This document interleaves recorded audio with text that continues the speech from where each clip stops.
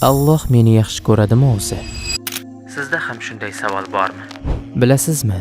Alloh sevgisi har doim ham baland ovoz bilan kelmaydi. Ba'zan u qalbingizdagi og'riq bilan keladi. Ko'kragingizdagi o'sha og'riq zaiflik emas, balki tirik iymondir. Uyqusiz tunda to'kilayotgan ko'z yoshlaringizni oy yoritayotgan bo'lsa, ha, u sizni sevadi. Agar siz hali ham uning huzuriga qaytib, mag'firat so'rashingiz mumkin bo'lsa, ha, u sizni sevadi.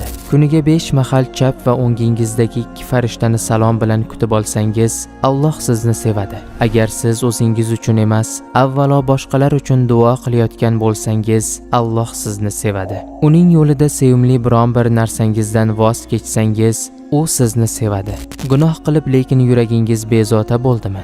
Demak, Alloh sizni hali tark etmagan. Hadisga ko'ra, agar Alloh bir bandani sevsa, Jabroilga "Men falon bandani sevaman, sen ham uni sev" deydi. So'ng Jabroil alayhissalom osmon ahliga uni sevdirtiradi. Yer yuzida ham u banda mahbub bo'ladi. Qur'oni Karimda Alloh taolo shunday marhamat qiladi. Albatta Alloh tavba qiluvchilarni va poklanuvchilarni sevadi.